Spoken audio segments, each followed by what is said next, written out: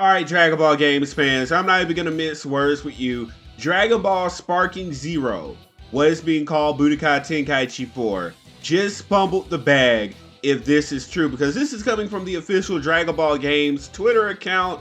They're officially referring to the Goku that we've seen in the trailer of Dragon Ball Sparking Zero multiple times as Goku Super.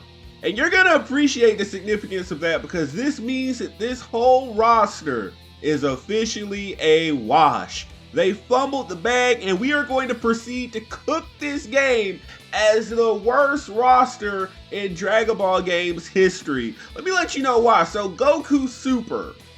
Now, you already know how most Dragon Ball creators have been telling you to temper your expectations. They've been telling you to not expect a big roster, even though this is the umpteenth arena fighter in the Dragon Ball Games franchise. I don't know why we have the need to keep on resetting the roster. I mean, we got Dragon Ball Xenoverse 2 right there, just about to peak on 150 in a little while. I mean, we're at 129 right now as the roster sits before the next DLC pack.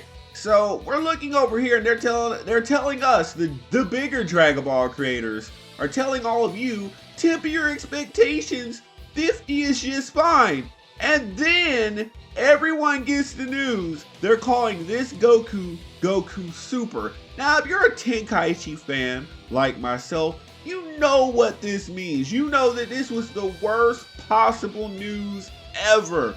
Period, point blank. Let me explain. So everyone knows the whole meme with Dragon Ball Budokai Tenkaichi 3 with Goku mid, right? So let me explain, let's go into a deep dive. So you got Goku early, which is basically him in the Raditz battle and a little bit of the Frieza or Namek Saga. Then from Namek Saga onward, you have Goku mid.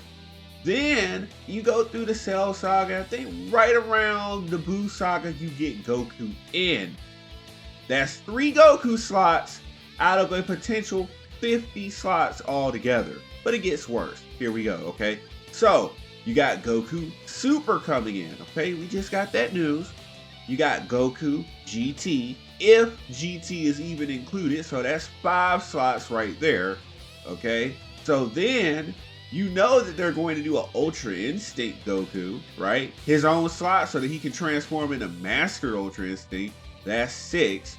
Then we haven't even addressed Vegeta, because you know they got to tit for tat each other. We already know we got Scouter Vegeta, we get the normal Cell Saga Vegeta, we get Vegeta's second form, which is just Vegeta in the Majin Buu Saga.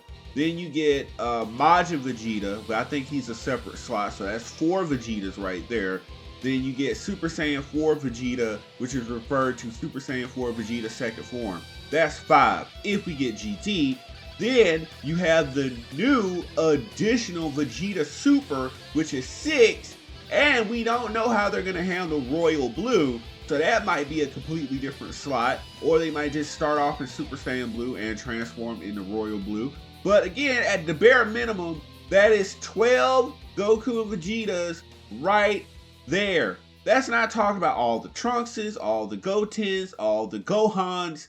Where are the new characters going to come from? Because then you got Frieza, which thankfully they're going to compact him into one slot. But knowing them, no, they'll do Frieza Super, because that's how they do. That's how they'll get that 50 roster slot.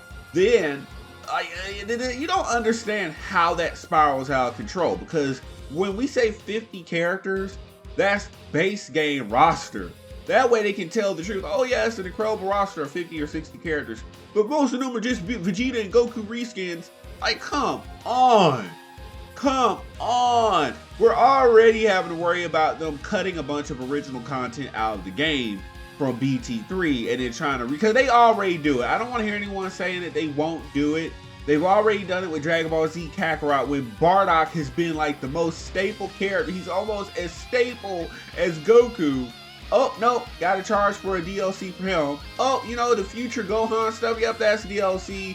So get ready for that stuff over here in Dragon Ball Sparking Zero. Just get ready for them to go ahead and say, yeah, you're gonna go ahead. We cut the future Gohan stuff. But, you know, we might throw in a Teen Trunks, you know, make you feel like you're getting something new, which technically you aren't. But yeah, we'll throw in Teen Trunks. Oh, you thought you were going to get Bardock in the base game? Because we got away with it in Dragon Ball Z Kakarot, we're going to come over here. They got away with it twice. They got away with it twice. They got away with it in Dragon Ball Z Kakarot and then in Dragon Ball FighterZ. So what makes you think they won't do it again in Dragon Ball Sparking Zero, huh? Cooler? You thought you were gonna get cooler in the base game? Hell no! We're gonna go ahead and put him in the DLC roster. And again, the fact that they're going to be splitting the Gokus, that's how they're going to pad the roster now. We're already having to worry about 2 Gogetas because, you know, they gotta do Fusion Reborn Gogeta. Because either they're going to put him in the base game or they're going to withhold him and Janemba and put him behind a DLC paywall. Yep, sure will. They don't care. You'll buy it. Y'all waiting for that story to be in Dragon Ball Z Kakarot, aren't you? They charged for it. Like, they didn't even put in Fusion Reborn Gogeta. They put Janemba in Dragon Ball FighterZ and just had like the Dragon Ball. It's weird how they did it. I'm not even going to waste time explaining. It's not worth it. But you get my point. This was the worst possible decision they could have made. Because now, this roster is going to be like a twinkle or 2 new characters like Bergamo. And let's see, who else could they throw in and pretend like we've never had them before? Because technically, yeah, we haven't had Bergamo, but he's not a character anybody really cared about. Like, we literally chose GT Vegeta. Because we've never had a GT Vegeta in any game before. This was our first opportunity to actually get him. And no, I'm not counting Base Form Baby with the white hair. That's technically Gogeta. We're not counting him. I don't count him. We don't count him. We've never had GT Vegeta. But again, this is what, why would they not condense everything? Because I don't know. I don't have any confidence in them. They have gotten really grimy with the monetization practices in this game. And this is going to be their golden goose. Like, yeah, we gave you 50 characters. Half of them Goku and Vegeta. Not even different forms either. Like, I can understand. Because, like, don't get me wrong. I'm a Xenoverse fan, as you know. That's main content featured on the channel. And they do have different Goku and Vegeta slots. Or Goku slots, right? So you have Goku in his natural base form. Then you have Super Saiyan 4 Goku. Then when you get into DLC, you have Ultra Instinct Goku. And then you have Ultra Instinct Sign, which all those different Gokus play differently. Now, it's not all good, because you do have some Gokus that have a repetitive moveset. You do have Goku Black. You do have Super Saiyan God Goku that shares a moveset. Now, I think Super Saiyan Blue. But you do have enough Gokus to have a different moveset. But then again, you look at the entire roster, I mean, it's not as big as BT3, but, you know, it's there, right? And it's way beyond 50 characters. So when we're talking about, oh, you might as well expect 50 characters. And like 12 of those characters are Goku or Vegeta alts. And then another 12 or 15 of them are Gohan, Goten, or Trunks alts. And then you got to get into the fusion slots, which are going to be like Vegito, 2 Gogetas. Like, if they do put the Fusion Reborn stuff in, like, nah. Like, they definitely took away the slot economy in this game, because this roster is going to be trash. We definitely saw this coming. This is an Ultimate Tenkaichi situation where they padded. Oh god. I love Ultimate Tenkaichi, but there definitely were grimy practices in that game. But that's been what's going on with Dragon Ball Sparking Zero.